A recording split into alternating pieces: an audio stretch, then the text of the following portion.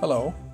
Today is the 3rd of the month again, so it must be time to say, welcome to the CB&Q in Wyoming. I'm Mark Pruitt. Today is May 3rd, 2019, and this is Layout Construction Update number 10. Please pardon the messy train room. I did a lot of work in the last few days and didn't get around to cleaning up before filming this intro. As you can see, there have been a lot of changes to the layout space and the benchwork. Let's take a closer look. I spent many hours expanding the ceiling coverage and adding lights. To simplify ceiling panel installation, I decided to forego the steps up and down around obstacles going forward. The rest of the ceiling will be at the level of the support beams, which are the lowest objects in the basement. This photo and the next one show the underlying framework that supports the panels. I'm using 2x2s to suspend 2x3s broad face down. The 2x3s are on 24-inch centers, which provide support at 3 points along the 4-foot length of each ceiling panel. Here's a few of the newly installed panels. I installed about 16 of these 2-foot by 4-foot panels this month, after giving each one of them 2 coats of white paint brushed on. I am thoroughly sick of painting these things, I can tell you that. I think I'll take a month or 2 off before I put up more. I also put up 4 new light panels.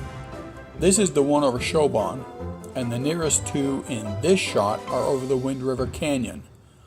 The 4th one is just behind the 2 canyon lights, which places it over the Holly Sugar Plant area in Worland. There will be a ceiling-high divider between the canyon and the sugar plant. I added a bit more sub-road bed to the NP hidden track under Franny/Orin, then added the tracks themselves. I also tested the track with my Northern Pacific Z6 Challenger. Since the NP part of the layout will be in its own yet-to-be-installed power district, I just clipped some alligator leads from the Powder River area track to the NP track below for power for testing. When I get some additional wire for bus lines, I'll begin installing the permanent wiring for the Northern Pacific.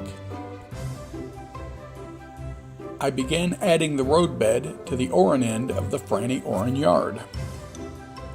A few days later, I began adding the main line through the yard. I may add the first section of the first body track in the yard itself, but that's about as far as I can go for now with track in the area. I need to build some more turnouts, and to proceed onward, I need to extend the sub-road bed for the yard before I have enough distance to lay more track. I may start roughing in some scenery from the first switch back towards Casper though.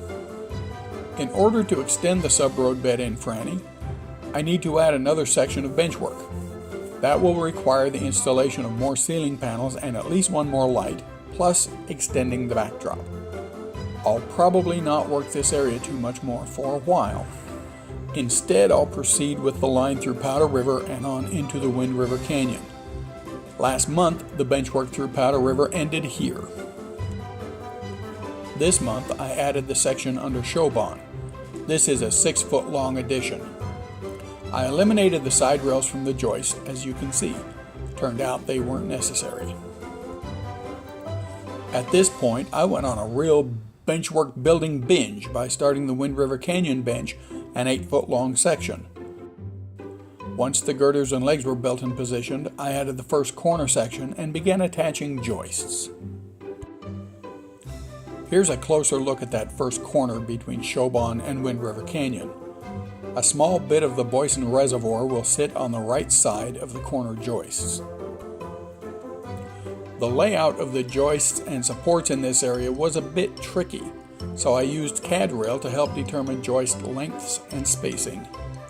I didn't take the time to unclutter the diagram, but it was not as hard to follow as it looks, since I'm the one who created it. Here's an overall view of the newer areas with Casper in the far background. I'm getting an impressive amount of lumber in here.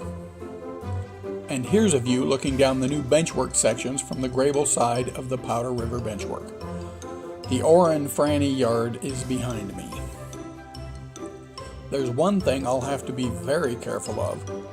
With the addition of the Wind River Canyon benchwork, the only way to get to the inside of the peninsula is over the sump, which unfortunately is right in the middle of the aisleway. I'll be building a sturdy cover for this month before I break my ankle.